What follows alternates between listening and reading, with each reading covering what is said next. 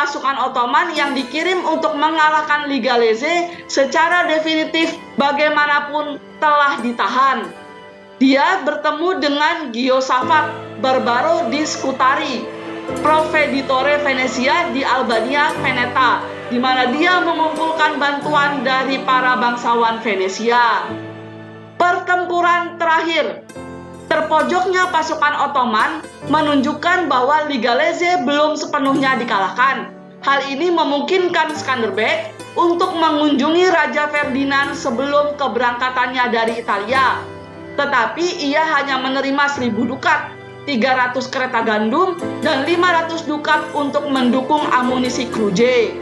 Ketika Skanderbeg berada di istananya, Raja Ferdinand menerima seorang duta besar dari Sultan Mehmed yang menawarkan perdamaian, mengisyaratkan bahwa Ottoman tidak memiliki niat agresif terhadap Naples. Raja Ferdinand menerima proposal tersebut dan Skanderbeg dengan demikian memulai kembalinya ke Albania. Balaban terus memperkuat pengepungan terhadap Kruj. Setelah kembali ke Albania, situasi politik mulai berubah. Sementara itu, orang-orang Venesia mengakhiri upaya mereka untuk menegosiasikan perdamaian dengan Sultan Mehmed dan menerima kerjasama dengan Skanderbeg. Skanderbeg bertemu dengan Duka Kjini dan bangsawan Albania Utara lainnya di Alessio atau Leze, di mana mereka mengumpulkan pasukan untuk menyerang pasukan Balaban. Bersama dengan 400 kavaleri Duka Kjini dan sejumlah besar infanteri, 600 tentara Italia bersenjata lengkap dan 4.000 penduduk setempat dari Durazzo, Scutari, Alessio, Drivas, dan Antivari, Skanderbeg memerintahkan 13.400 orang untuk membebaskan Kruj, seperti yang dilaporkan oleh Demetrio Franco, salah satu penulis biografi utama Skanderbeg dan rekan pribadinya yang juga bertugas di jajaran Skanderbeg. Di antara mereka yang bergabung dengan Skanderbeg adalah Niccolo Moneta, seorang bangsawan Scutari dan bangsawan Venesia yang kaya. Perkemahan Balaban terletak di perbukitan barat daya Kruj dan di kaki gunung yang sekarang dikenal sebagai Gunung Sarisaltek. Ia menempatkan pasukan penjaga, sisa pasukannya mengepung Kruj. Skanderbeg dan sekutunya berbaris melalui muara Sungai Mat dan menembus hutan Jonima hingga ke batas Kruj. Komandan Skanderbeg ditugaskan ke kelompok yang berbeda untuk menyerang perkemahan utama Ottoman. Pasukan Albania Utara akan ditempatkan di bawah komando Duka Kjini. Batalion Venesia berada di bawah komando Moneta, dan pasukan Skanderbeg yang paling terpercaya akan ditugaskan ke kelompok lain di bawah komandonya. Garnisun Kruj akan terus mempertahankan benteng tersebut. Pasukan Moneta dan Duka Kjini akan menyerang pasukan pengepung dari utara dan pasukan Skanderbeg akan menyerang dari selatan Kruj, sambil juga memblokir kemungkinan bala bantuan Ottoman dari timur. Skanderbeg pertama kali menyerang pasukan penjaga yang ditinggalkan Balaban, dan ia memperoleh kendali atas titik strategis ini. Skanderbeg kemudian berhasil mengalahkan pasukan bantuan Ottoman di bawah saudara laki-laki Balaban, Jonus, dan menangkapnya dan putranya.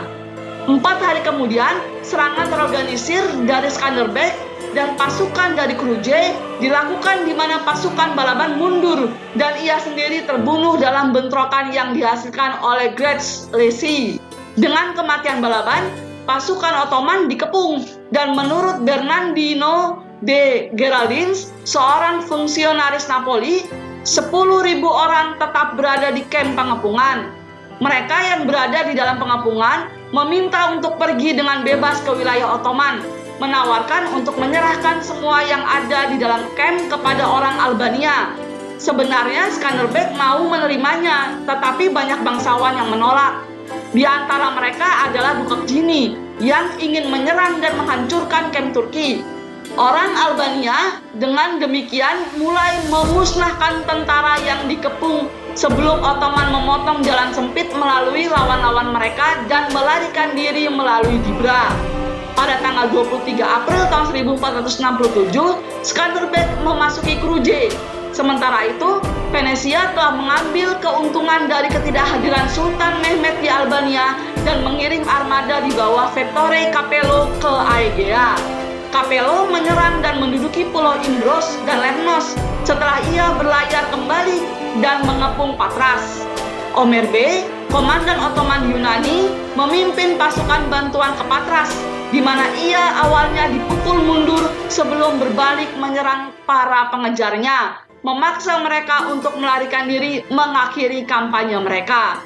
Kemenangan itu diterima dengan baik di antara orang Albania, dan rekrutan Skanderbeg meningkat seperti yang didokumentasikan oleh Geraldini. Skanderbeg berada di kampnya dengan 16.000 orang, dan setiap hari kampnya tumbuh dengan prajurit muda.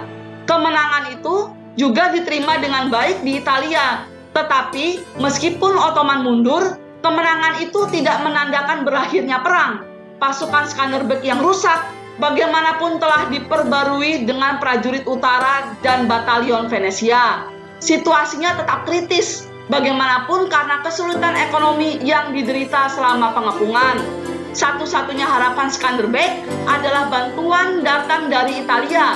Tetapi negara-negara Italia, meskipun mengirim pesan ucapan selamat, tidak mengirim bantuan keuangan. Hongaria melanjutkan perang defensifnya, dan dengan demikian, satu-satunya sekutu Skanderbeg yang tersisa adalah Venesia. Bahkan Venesia menjadi skeptis untuk melanjutkan perang dan sendirian dalam bersekutu dengan Skanderbeg.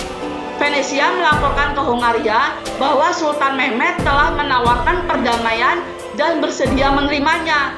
Hongaria juga memilih perdamaian, tetapi Sultan Mehmed hanya mencari perdamaian dengan Venesia untuk mengisolasi Skanderbeg, dan dengan demikian perdamaian tidak ditandatangani.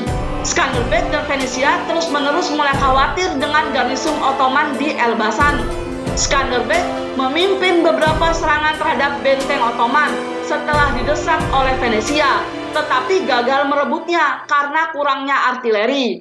Menurut Sirtobulos, Sultan Mehmed merasa terganggu setelah mengetahui mundurnya Ottoman dan mulai mempersiapkan kampanye perang baru.